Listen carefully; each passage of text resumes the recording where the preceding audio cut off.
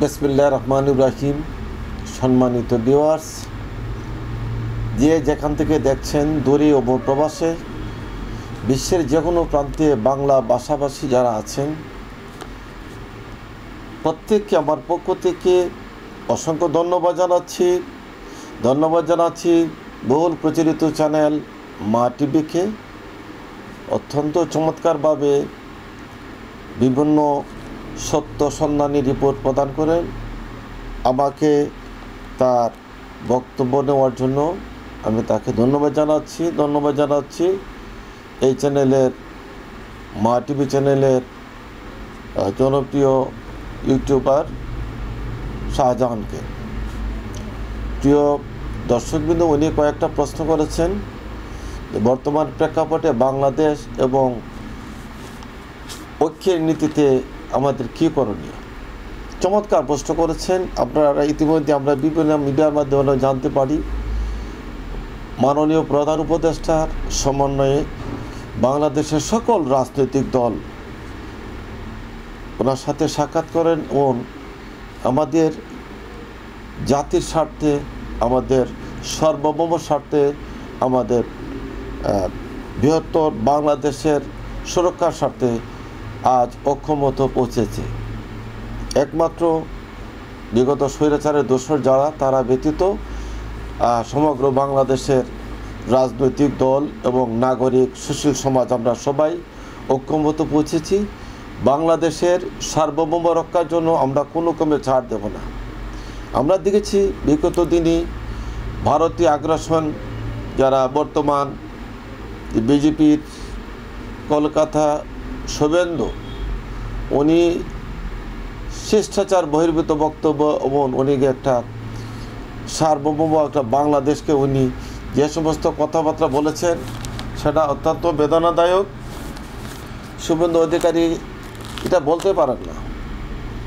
Even বাংলাদেশের পতাকা অবমাননা, ফ্ল্যাগ বলতে নেমিয়ে তাকে পুড়িয়ে ফেলা এবং বাংলাদেশের আগরতলা সহকারী হাইকমিশন উপর ভাঙচুর করা, বিশ্বের দরবারে ভারতীয়দের কী ধরনের একটা উচ্ছৃঙ্খলতা, জঙ্গি মনোভাব এই হিন্দুদের, এটা পরিষ্কার বিশ্ব দরবারে জানিয়েছে। এরা যতই চেষ্টা করুক না কোনো যে বাংলাদেশের হিন্দুরা এই আছে সেই আছে, প্রকৃত অর্থে বাংলাদেশের হিন্দুরা তারা নিজেরই বলবে।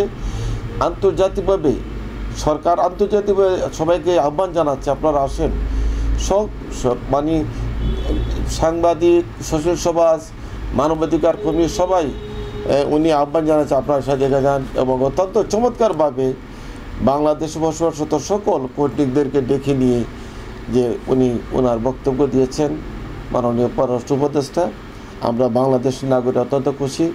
আমরা চাই একটা সম্পূর্ণ ঐক্যের ভিত্তিতে বাংলাদেশকে পুনর্নির্মাণ ও বাংলাদেশকে একটা বিশ্বের দরবারে উঠিয়ে নেওয়ার একটা রাস্তা সুদৃঢ় হয়ে গেল মাননীয় প্রধান উপদেষ্টার মাধ্যমে।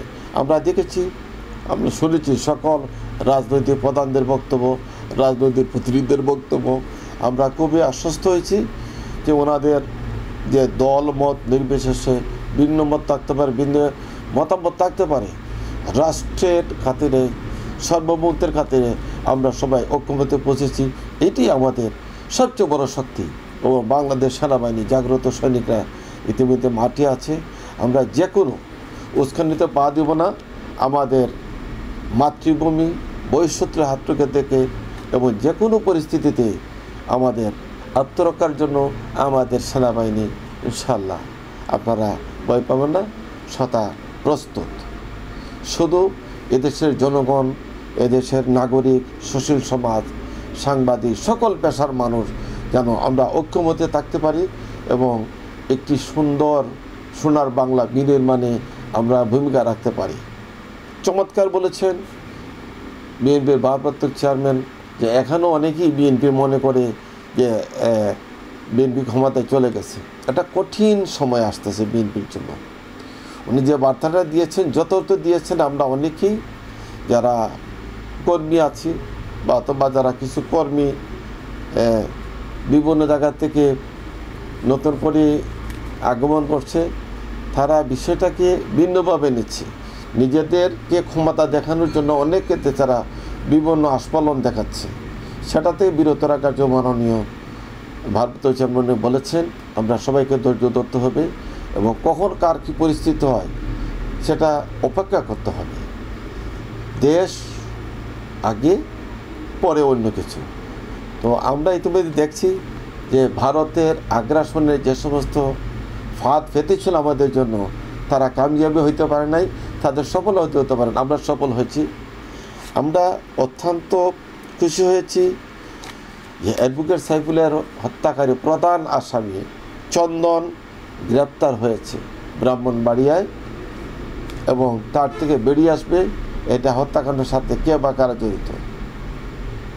হিন্দু ইস্কনের কোনো অংশ না, হিন্দুদের কোনো প্রতিনিধি ইস্কনে বহন করে না, তাছাড়া সে তো বহিষ্কৃত। তাকে নিয়ে ভারতের এত মাথা ব্যথা কেন? বিগত দিনে হিন্দুরা তো অনেক কিছু নিগৃহীত হয়েছে, আখ চাষ কাইটা নিচে বাড়ি করে জ্বালাই দিছে, কই তখন তো দেখলাম না ভারতের কোনো ধরনের উস্কানি বলে বা কোনো ধরনের মৃদু প্রতিবাদ করার মতো তো কিছু নাই। আমরা তো দেখছি বাংলাদেশের ভারতের বিভিন্ন সংখ্যালঘু সম্প্রদায়ের উপর কীভাবে তারা নির্বিচারে হত্যা করতেছে, নির্বিচারে তাদেরকে নিগৃহীত করতেছে এবং তারা মুসলমানদেরকে জয়শ্রী বানানোর জন্য সরকারের অস্ত্রধারী তাদেরকে নিয়ে আটক করে নির্মমভাবে নির্যাতন করতেছে। আমরা তো এখানে প্রতিবাদ করতেছি না এবং করলে আমাদের তো সীমা লঙ্ঘনা, আমরা শ্রেষ্ঠচার বহির্ভূত কাজ আমরা করি না। কি মনে হইতেছে বাংলাদেশ কি ইন্ডিয়ার কোনো অঙ্গরাজ্য? স্বাধীন সার্বভৌম বাংলাদেশ। আপনারা দেখেছেন এই দেশের অভ্যন্তরে স্বৈরাচারের বিরুদ্ধে 2000-এর মতো প্রাণ দিয়েছে, হাজার হাজার লোক আহত হয়েছে। তারপরে আপনারা লাগতে আসেন আমরা কাউকে ভয় পাই না, আমরা কাউকে রক্তচক্ষু আমাদের ভয় পাই না।